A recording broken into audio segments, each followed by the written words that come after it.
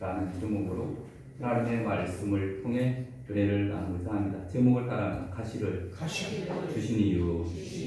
아멘. 우리 말씀 듣기 전에 저와 앞에 계신 분들과 인사를 나누도록 하겠습니다. 반갑습니다. 은혜 많이 받으시기 바랍니다.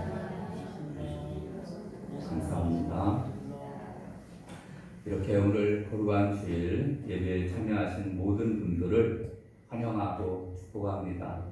오늘도 예배 가운데 주의 음성이 들려지시고 또 주님께서 성령님을 통해서 우리가 말씀하시는 음성이 들려지시기를 주님의 이름으로 축원합니다.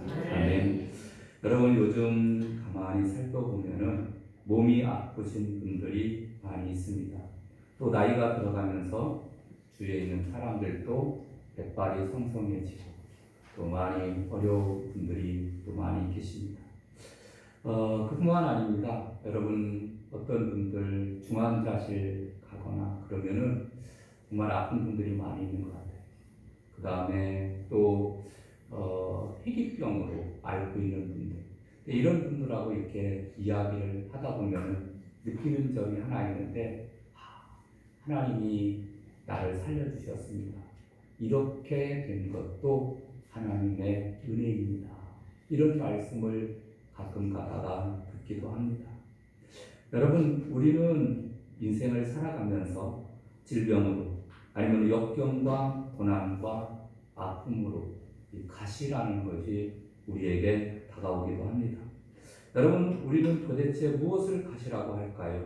이것은 우리의 삶에 상당한 고통을 주는 것을 가시라 이렇게 말합니다. 오늘 본문에 보면은 고린도후서 12장 7절에 이렇게 말합니다. 여러 계시를 받은 것이 지극히 크므로 너무 자만하지 않게 하시려고 내 육체에 가시 곧 사탄의 사자를 주셨으니 이는 나를 쳐서 너무 자만하지 않게 하려 하십니다. 이렇게 말씀해 주고 있습니다.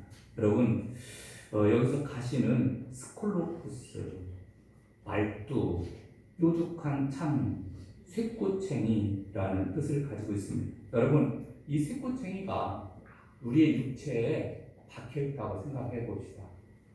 여러분 우리는 가시 하나를 가끔 찔러도 너무너무 타갑고 아프고 신경 쓰이고 그것이 굶어가면요 쑤셔서 정신을 못 차리거든요.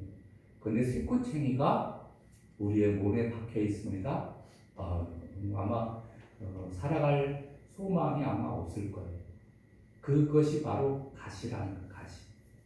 그리고 또 오늘 본문에 보니까 사탄의 사자 이렇게 표현하는 것을 보게 됩니다. 누구에 대한 이야기입니까? 바울에 대한 이야기거든요. 여러분 사도 바울이 어떤 분이죠? 사도 바울은 1차, 2차, 3차 전도 여행을 통해서 수많은 지역을 다니며 복음을 증거했습니다. 하나님 나라를 전파, 교회를 세웠습니다. 그뿐만 아닙니다. 사도 바울은 여러 교회에 권면의 편지를 썼는데 그것이 성경이 되었습니다. 수많은 지역에 편지를 쓰면서 13권의 성경을 기록했던 사람이 사도 바울입니다. 근데 사도 바울은 그는 하나님께서 뭐라고 말씀하시냐면은 하나님이 나에게 가시를 주었다는 거예요. 그래서 그 가시가 물러가게 하기 위해서 간절히 하나님 앞에 기도했더니 하나님으로부터 응답이 옵니다. 뭐라고 응답이 하냐? 내 은혜가 네게 족하도다. 이런 내 능력이 머물게 하려 함이라. 이렇게 말씀해 주고 있습니다. 그래서 하나님이 나에게 가시를 주신 이유를 알겠구나. 이렇게 그가 이제 그 가시를 받아들이게 되었다라는 내용이 오늘 본문에 나오는 말씀입니다. 여러분 이 가시 사탄의 사자라고도 표현했는데 사탄 마귀가 보낸 사자처럼 그를 힘들게 했다 그런 얘기입니다. 근데 여러 가지 이야기가 있습니다. 그럼 그 사도 바울에게는 어떤 가시가 있었을까? 물론 여러분 성경에 보면은 그는 많은 어려움을 당했죠. 복음을 증거하다 보니까 강을 건너는 위험도 있었고, 그리고 굶고 춥고 배고프고 매맞고 이런 어려움도 어떻게 보면 가시일 수도 있습니다. 그런데 그 중에서 대표적인 가시가 두 가지라고 합니다. 하나는 심한 안질이 있었다. 안질이 뭐죠?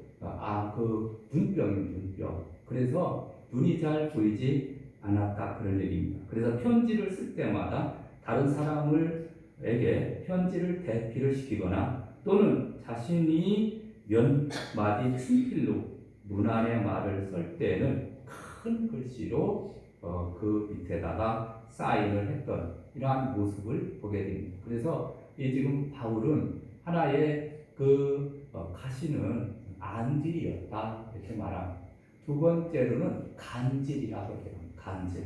여러분 간질이 뭐냐면은 발작을 일으키는 그 사람들 아마 보셨을 거예요. 멀쩡히 가다가 그만 휙 쓰러집니다. 그리고 막 거품을 막 흘리면서 몸이 막 꼬이고 그러면서 발작을 합니다. 이게 간질이거든요. 그런데 여러분 성경에 보면 이렇게 말합니다. 갈라디아 4장 4절에 보니까 내 또 너희를 시험하는 것이 내 육체에 있으되 이것을 너희가 업신 여기지도 아니하고 버리지도 아니하고 라는 말씀을 보게 되면 틀림없이 많은 학자들은 사도 바울이 간질이 걸렸을 것이다 이렇게 추적을 합니다. 그럼 여러분 예를 들어서 간질에 걸렸다고 해봅시다. 막 이렇게 설교를 합니다. 저처럼 이렇게 설교를 하다가 갑자기 막 거품을 막 흘리고 막 쓰러져서 막 발작을 일으킨다고 해봅시다. 그러면 어떻게 될까요? 여러분 사도 바울은 그는 이제 많은 병자를 고쳤습니다. 심지어는 유도구라고 하는 사람은 말씀을 듣다가 이제 떨어졌어요. 떨어져 죽었습니다. 근데 간절히 기도했더니 이 유도구가 살아나는 그러한 기적의 역사가 일어났거든요. 여러분 이렇게 다른 사람의 병을 고치고 심지어는 죽은 사람까지 살리는 사람은 자기 병도 못 고쳐. 은혜가 됩니까? 안 됩니까? 안 되잖아요. 그래서 하나님 나 설교에 가야 되고 말씀을 전해야 되는데 이 간질이 걸려와서 도대체 이게 뭡니까? 눈이 잘 안 보이니 어떻게 합니까? 하나님 앞에 기도했을 거란 말이에요.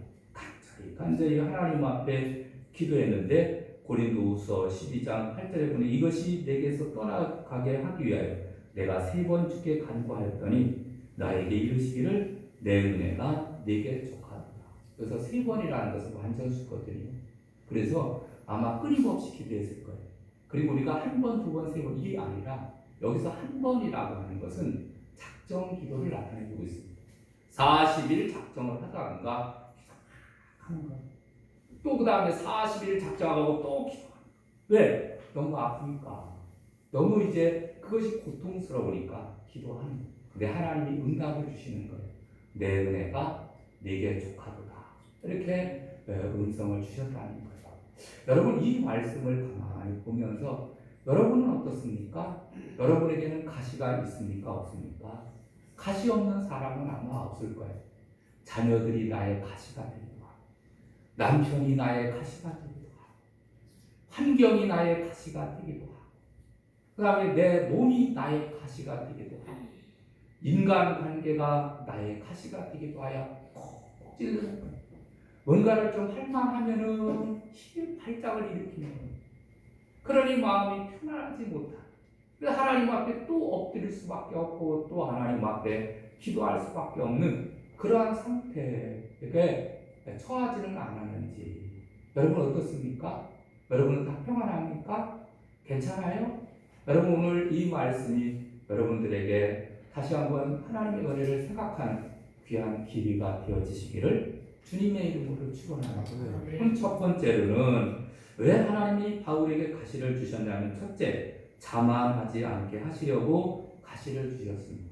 여러분 오늘 7절을 다시 볼까요? 7절 여러 계시를 받은 것이 지극히 크므로 너무 자만하지 않게 하시려고 내 육체에 가시고 사탄의 사자를 주셨으니 이는 나를 쳐서 너무 자만하지 않게 하려 하십니다. 아멘. 여러분 사도 바울은 탁월한 사람입니다. 그는 태어날 때부터 그리고 그는 자라는 성장 과정부터 정말 탁월한 사람이었습니다. 그래서 그는 난 지 8일 만에 할례를 받고 그는 이스라엘 족속이요 베냐민 지파요 히브리인 중에 히브리인이요 율법으로는 바리새인이었고 그는 정통 유대교인이었습니다. 그는 바울의 스승이 누구냐면 가말리엘이라는 선생님이 계셨는데 그때 최고의 랍비 중에 네 분의 랍비 중에 한 분, 그것도 두 분의 랍비로 압축을 해도 가말리엘과 힐렐 이렇게 이야기하는데 이 가말리엘이라는 그분의 스승 문화생이 되어서 최고의 학부를 나온 사람이 바로 이 사도 바울입니다. 그는 이런 성장 과정을 거쳤습니다. 그리고 그는 하나님을 위하는 열심으로 예수 믿는 사람들을 잡아 죽이러 다메섹 도상에 가다가 거기서 예수 그리스도를 구주로 영접하게 되고 예수님을 만나게 됩니다. 사울아 사울아 네가 어째 나를 박해하느냐 주여 누구십니까? 나는 네가 박해하는 나사렛 예수다. 그래서 여기서 예수를 만나는 거예요. 어떤 사람은 안질이 걸렸다고 하는데 아마 그때 핀당 빛이 바울에게 비침으로 인해서 그가 이제 안질이 생겼다 이렇게 말하기도 합니다. 어쨌든 간 거기서 예수를 만나는 체험을 합니다. 그리고 그는 아라비아 광야로 가서 3년 동안 거기서 다시 자기의 학문을 자기가 그동안 배워왔던 그리고 또 알고 있던 그러한 지식들을 다시 정립을 합니다. 그리고 그가 이제 쓰임받기까지는 꽤 많은 시간이 걸립니다.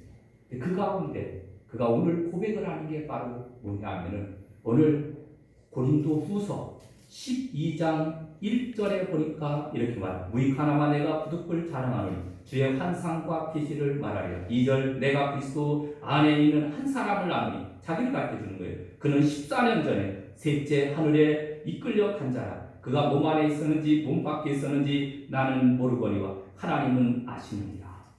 자기 얘기예요. 그가 아라비아 광야에 가서 정말 깊이 혼자 묵상하던 중에 그가 3층 천에 올라가는 그 은혜를 경험하게 된 거예요. 1층 천은 여러분 우리가 보이는 하늘, 2층 천은 저 우주, 그 다음에 3층 천은 하나님의 나라, 영적인 세계를 그가 영안이 열려서 바라보게 된 거예요. 여러분 이 엄청난 그러한 은혜를 체험했던 사람이 바로 사도 바울이라고 하는 사실입니다. 그래서 이런 은혜를 그래서 만약에 가시가 없었다라면 아마 기구만장했을 그러한 능력들을 많이 그가 봤던 것을 영적인 체험을 했던 것을 보게 됩니다. 그는 또 가는 곳마다 복음을 증거하잖아요. 그러면은 막 귀신이 떠나가고 병든 자가 고침을 받고 그리고 기적이 막 일어납니다. 심지어 아까도 말씀드렸듯이 죽은 자도 살아나는 그러한 역사가 나타나게 되는 것을 보게 됩니다. 여러분 이 정도 되면 어떻게 되는지 아십니까? 이 정도 정말 누구보다도 능력이 많고 계시를 받고 그러면은 아마 많은 사람들이 신비주의에 빠지거나 아니면은 교만하여 교주도 될 수 있는 교주. 그런데 사도 바울에게는 가시가 있었던 거예요. 교만할 만하면 하나님께서 가시를 통해서 너는 연약한 존재야. 이걸 깨닫게 해주시는 거예요. 그러니까 나는 내가 그렇게 많은 능력을 행하고 3층전까지 본 사람이지만 나는 아무것도 아니구나 라는 것을 깨닫게 되었다라는 거예요. 그래서 그가 스스로 자만하지 않게 하시려 하나님이 나에게 가시를 주셨다라는 것을 고백하는 거예요.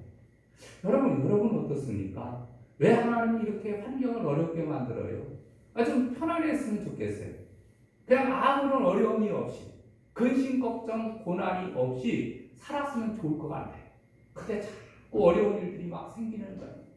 하나가 문제가 해결되면 또 하나 또 산이 우리에게 다가오고 어려움이 막 다가오는 거예요. 그것도 내가 어찌할 수 없는 문제들이 막 다가오는 거예요. 여러분 사람이 변할까요? 안 변할까요? 어떤 사람은 사람을 고쳐서 쓴다고 하는데 여러분 고쳐집니까? 사람이? 그게 쉽지 않습니다. 여러분 고치기가 쉽지 않아요. 하나님의 강권적인 역사가 임하지 않는 이상 절대 안 변해요. 그냥 변한다고 말만 하지. 그게 변하지 않아요. 그러니 얼마나 같이 사는 사람은 또 힘들고 어렵습니까? 왜 이런 것을 주었느냐? 그러면 자만하지 않게 주셨다. 이렇게 성경은 우리에게 말씀해 주고 있는 것을 보게 됩니다. 교만하지 말라. 너는 아무것도 아니다. 가시를 통해서 더욱더 겸손한 그러한 종이 되라고 하나님께서 우리에게 이러한 고통을 주신 줄로 믿습니다. 고통은 원치 아니하는 것을 갖거나 원하는 것을 갖지 못하는 것이 고통입니다. 그래서 엘리자베스 엘리엇이라는 분이 이런 말을 했는데, 고통은 결코 헛되지는 않습니다. 여러분, 어떤 사람이 멀거리지라는 분이 계셨는데 이런 말을 했습니다. 고통을 모두 없앤다고 해보라. 그런 세상은 정말 무시무시한 곳이 될 것이다. 자만과 교만에 빠지기 쉬운 인간 상황을 바로잡을 모든 것이 사라졌으니 말이다. 인간은 지금도 충분히 나쁜데 고통을 겪지 않으면 도저히 못 참아줄 정도로 나빠질 것이다. 여러분, 고통이 없다고 해봐요. 다 평안해. 그럼 얼마나 기고만장하겠습니까? 여러분, 예를 들면은 여러분, 비도 오지 않고 바람도 불지 않고 눈도 오지 않고 햇빛만 쨍쨍 내리친다고 해봅시다. 여러분, 좋을 것 같죠? 그렇지 않습니다. 여러분, 이 세상에 햇빛만 내리치면은요 다 사막이 돼버리는 거예요. 비도 안 오고 눈도 안 오고 햇빛만 쬐보세요. 이 세상이 얼마나 삭막하게 됩니까? 여러분, 고통이 없어서 다 자기가 정말 하나님처럼 교주처럼 돼가지고서 그리고서 뻗기고 살면은요, 여러분 어떻게 되겠습니까? 하나님은 우리 인간을 너무 잘 아시는 거예요. 그래서 하나님은 사도 바울에게도 너무 자만하지 않게 하시려고 사탄의 사자 곧 가시를 주셨다, 이렇게 말씀해 주고 있습니다. 여러분, 고난 가운데 처해 있는 여러분 위로합니다. 하나님의 위로가 있기를 바랍니다. 그런데 또 간절히 기도하기는 여러분 잘 견디시기를 바랍니다. 그래서 이 나를 자만하지 않게 하려고 하나님이 때로는 이런 어려운 일들이 우리 가정에, 내 삶에 생기게 되었구나 생각을 하시고 다시 한번 일어서시기를, 더 겸손해지시기를 주님의 이름으로 축원합니다. 아멘. 겸손해야 돼. 하나님이 나에게 겸손하게 하기 위해서 이런 은혜를 주신 거예요. 그 다음에 두 번째로는 계속 기도하라고 가시를 주셨습니다. 여러분, 8절을 볼까요? 이것이 내게서 떠나가게 하기 위하여 내가 3번 주께 간구하였더니 라고 말씀합니다. 여러분, 사도 바울은 이제 하나님이 주신 그 가시의 문제를 해결하기 위해서 기도하는 거예요. 몇 번 기도했다고요? 3번 기도했다. 작정하고 기도를 한 거예요. 아마 끊임없이 기도한 거예요. 끊임없이. 쉽게 얘기하면 그 문제가 해결되어지기를 위해서 하나님 해결되게 하여 주시옵소서, 고쳐주시옵소서, 변화되게 하여 주시고 하나님이 도와주셔야 됩니다. 계속해서 기도하는 거예요. 왜 하나님이 우리 인생에게 가시를 주었느냐 하면 기도하라. 기도가 없으면 안 되니까. 우리가 이 세상에 여러분 잘 되면은 기도 잘합니까? 그렇지 않습니다. 여러분, 예를 들면 우리나라 이전에 참 잘 못 살 때는요, 이전에는 그런 일도 있었어요. 하우스. 거기다가 이제 하우스가 뭐 하는 데죠? 농작물을 기르는 곳이에요. 그곳을 평평하게 다듬고 가마떼기를 갖다가 깔았습니다. 그리고 앞에 그 다음에 이제 마이크 하나 갖다 놓고 그리고 거기서 구이를 하는 거예요. 그런데 그 하우스 아래 가마떼기 깔아놓은 그곳에요, 수많은 사람들이 보여요. 자기들이 어렵고 힘드니까 그 하나님 앞에 기도하러 나오는 거예요. 네, 여러분, 요즘에 어떻습니까? 너무 좋죠. 너무 편안하죠.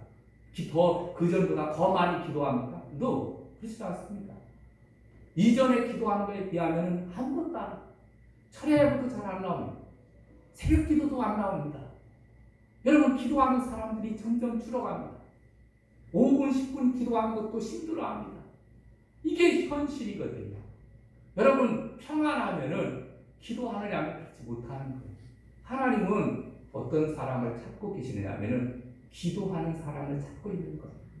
그래서 오늘날도 이런 인생들에게 고난을 통해서, 가시를 통해서 좀 나한테 와줄 수 없겠니? 그 말씀하는 거예요. 그래서 하나님이 우리 인생들에게 가시를 주신 거예요. 가시를. 그러니까 이 가시를 주신 이유를 우리가 잘 알아야, 그래야 우리가 올바로 하나님 앞에 쓰임받게 되는 줄로 믿습니다. 아멘. 그래서 약할 때 강함 되시네 라는 찬양처럼 여러분, 우리 연약할 때 하나님 앞에 나아가게 되는 것, 강하게 하나님께서 은혜를 베풀어 주시는 줄로 믿습니다. 하나님은 유능한 사람을 찾지 않습니다. 매 순간 하나님을 의지하는 사람을 찾습니다. 매 순간 하나님 앞에 나와 엎드리며 기도하는 사람을 하나님은 지금도 찾고 계시는 줄로 믿습니다. 여러분, 우리가 힘들고 어려울 때 더욱더 주님을 의지하시기를 주님의 이름으로 축원합니다. 그 다음에 세 번째로는 약한 데서 온전하게 하시려고 가시를 주셨습니다. 여러분, 구절을 볼까요? 구절에 보니까 나에게 이르시기를 내 은혜가 내게 족하도다. 이는 내 능력이 약한 데서 온전하여집니다 하신지라. 그러므로 도리어 크게 기뻐함으로 나의 여러 약한 것들에 대하여 자랑하리니 이는 그리스도의 능력이 내게 머물게 하려 합니다. 아멘. 내 능력이 약한 데서 온전하여집니다. 이렇게 말씀합니다. 가시를 제거해달라 간절히 기도하고, 그랬더니 고통의 의미를 깨닫게 되고 은혜 받은 거죠. 그 다음에 고통의 의미, 가치를 알게 되고, 한마디로 얘기해서 믿음으로 살도록 하나님이 도와주시는 삶, 이게 온전케 되는 거예요. 여러분, 우리가 예수 믿고 구원 받았잖아요. 우리 앞으로 어떻게 살아야 됩니까? 믿음으로 사는 거예요. 아멘입니까? 여러분, 우리가 예수 믿고 구원 받으면은 그러면은 우리가 완전히 다른 세상에서 사는 것은 아닙니다. 여러분, 세상 사람들과 똑같이 우리에게 햇빛도 내리쬐고 비도 내릴 것이고 추위도 올 것입니다. 예수 믿는 사람들에게는 비가 안 내리고 예수 안 믿는 사람에게는 비가 내리고, 그런 일은 절대 일어나지 않습니다. 또 환경은 똑같이 일어납니다. 아니, 예수님을 구주로 믿고 신앙생활을 하는데 왜 환경이 안 바뀌어주느냐 이렇게 말하는데 그렇지 않습니다. 똑같습니다. 그럼 뭐가 다르느냐? 여러분, 세상 사람들은 원망하고 불평하고 남탓하고 뭐 이렇게 산다고 하죠. 우리는 믿음으로 사는 거예요. 그러면 반드시 합력하여 선을 이루시는 하나님의 역사를 경험하게 되는 줄로 믿습니다. 그러니까 우리가 똑같은 환경이고 어려움이지만은, 그러나 중요한 것은 약한 데서 나를 온전케 하시는, 그래서 더 나은 믿음의 세계로 이끌어 가시는 하나님의 은총을 경험하게 되는 줄로 믿습니다. 그래서 진주와 같은 신앙으로 우리의 신앙이 점점 다듬어지는. 여러분, 골다 메이어라는 이스라엘의 여성 총리가 있었습니다. 1898년에서 1978년에 살았던 사람인데, 이분이 이스라엘의 총리로 열린 내각을 이끌면서 중동 평화를 위해 애쓴 여성입니다. 근데 이분이 12년 동안 백혈병을 앓았습니다. 근데 가까운 사람을 빼놓고서는 아무도 몰랐다고 합니다. 근데 이분이 외모가 좀 잘 못생겼습니다. 이분이 이런 말 합니다. 내 얼굴이 못난 것이 다행이었다.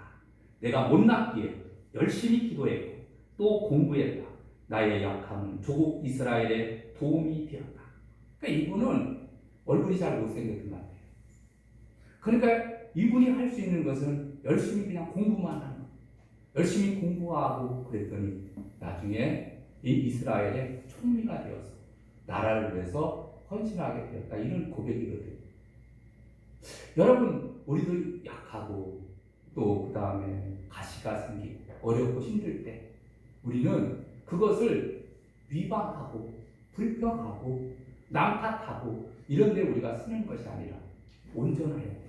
온전해지듯이 우리의 약함을 다시 승화시켜서 더 하나님을 바라볼 수 있어야 될 줄로 믿습니다. 그래서 하나님의 영광을 위해서 살려고 하는 열망만 있으면 하나님은 우리의 약점에도 불구하고 하나님께서 우리를 사용하실 줄로 믿습니다. 마지막 네 번째로는 많은 고난들은 감사의 조건이 됩니다. 아멘. 많은 고난들은 감사의 조건이 돼요. 여러분 오늘 10절을 봅니다. 그러므로 내가 그리스도를 위하여 약한 것들과 능욕과 궁핍과 박해와 곤고를 기뻐하노니 이는 내가 약한 그때 강함이라. 아멘. 그래서 사도 바울은 그는 약한 것들을 자랑한다, 기뻐한다. 이것은 약한 그때 내가 강함이 되기 때문이다. 이렇게 말씀해 주고 있습니다. 그래서 여러분 사도 바울에는 복음을 증거하면서 많은 어려움들이 있었거든요. 그런데 사도 바울은 그는 강을 건너는 위험도 있었고 매를 맞기도 하고 죽을 고비도 넘기기도 하고 그는 채찍에 맞기도 하고 많은 어려움이 있었습니다. 그런데 그가 이제 그 편지를 쓴 것이 우리 성경 말씀 아닙니까? 근데 성경에 보게 되면 빌립보서 같은 경우에는 항상 기뻐하라. 내가 다시 말하면 기뻐하라. 너희 관용을 모든 사람에게 알게 하라. 주께서 가까우시니라. 항상 기뻐하라. 쉬지 말고 기도하라. 범사에 감사하라. 이는 그리스도 예수 안에서 너희를 향하신 하나님의 뜻입니다. 아멘. 그러니까 이 사도 바울의 편지를 읽어가다 보면은 기뻐하라, 기뻐하라, 감사하라 이런 말씀이 많이 나오는 것을 보게 됩니다. 여러분 이게 무슨 얘기냐면은 여러분 우리가 인생의 어려움을 만나 가시를 만난다 하더라도 우리가 해야 될 일이 있습니다. 그것은 하나님을 가시를 주신 하나님을 원망하는 것이 아니라 그 가시를 하나님께서 부은 뜻이 있어서 주셨겠지 생각하며 감사하라는 거예요. 감사할 때 하나님은 더 큰 은혜를 우리에게 허락하여 주시는 줄로 믿습니다. 그래서 힘들수록 어려울수록 우리는 감사거리를 찾는 성도들이 되어야 될 줄로 믿습니다. 탈무드에 보니까 세상에서 가장 행복한 사람은 감사하며 사는 사람이다. 이렇게 말합니다. 가장 행복한 사람? 감사하며 사는 사람.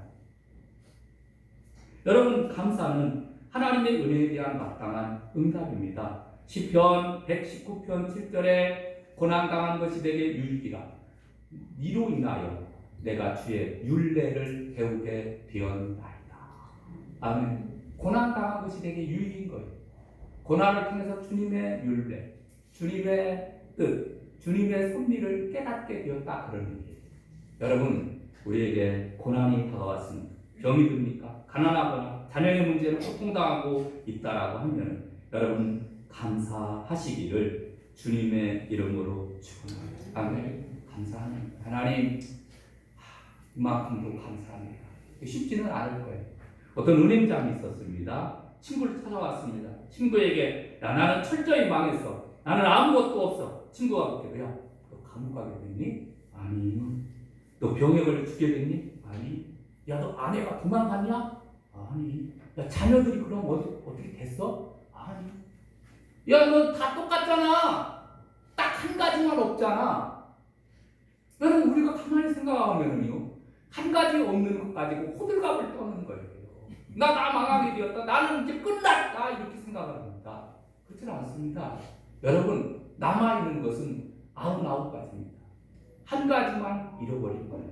그럼 여러분 잃어버린 것만 가지고서 생각하고 나는 죽일 놈, 나는 나쁜 놈, 나는 망했어 이런 것만 생각하니까 또 그러면 안 됩니다. 우리는 충분히 하나님께서 우리에게 주신 것들로 감사하며 또 하나님의 은혜를 바라보며 살아가야 될 줄로 믿습니다. 인생은 선택이에요. 인생은 선택. 여러분 우리가 무엇을 선택을 하느냐 무엇을 결단하느냐 달라지는데 우리가 감사하기로 선택하면 감사할 일이 많아집니다. 그러나 불평할 일을 선택하면 불평거리밖에 보이지 않습니다. 여러분 사람 만나서 얘기해보세요.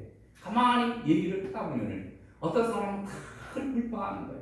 남편 불편, 아내, 자식부터 시작을 해가지고 그 다음에 주변에 있는 사람 불평하고 원망. 어떤 사람 보면 아유 다 하나님의 은혜죠. 아유 감사합니다, 감사합니다. 이런 사람이 있어요. 이건 자기가 선택을 하는 거예요. 그런데 중요한 것은 선택한 대로 되어지는 거예요. 그렇기 때문에 우리는 이제 감사할 일을 택해야 될 줄로 믿습니다. 그래서 진정한 감사는 좋은 것과 나쁜 것, 기쁜 일과 아픈 일, 거룩한 부분과 거룩하지 않은 부분을 가리지 않고 삶 전체를 끌어안는 것. 삶 전체를 끌어안고 하나님이 나에게 이것도 주시니 감사합니다. 그리고 받아들이는 것. 그것이 고난을 주신 하나님의 뜻에 맞는 그러한 삶인 줄로 믿습니다. 이제 말씀을 맺으려고 합니다. 여러분, 가시 없는 인생은 없습니다. 좋을 때도 있지만 자신을 고통스럽게 하는 가시는 늘 우리 주위에 있음을 우리는 기억해야 될 줄로 믿습니다. 그러면 가시를 주신 이유, 첫째, 자만하지 않게 하려. 두 번째, 계속 기도하라는 사인으로. 세 번째, 약한 데서 온전하게 하시기 위해서. 네 번째로는 이 많은 고난들은 감사의 조건이 됩니다. 여러분 꼭 기억하시고, 여러분 어떠한 일로 어렵고 힘들어하고 계십니까? 여러분, 하나님이 우리와 함께하고 있습니다. 내가 세상 끝날까지 너희와 항상 함께 있으리라 하시니라. 말씀 기억하면서 다시 일어서시고 다시 힘을 내시고 다시 주님을 붙들고 믿음으로 승리하시기를 주님의 이름으로 축원합니다. 찬양하고 기도할까요? 찬송가 197장 드리겠습니다.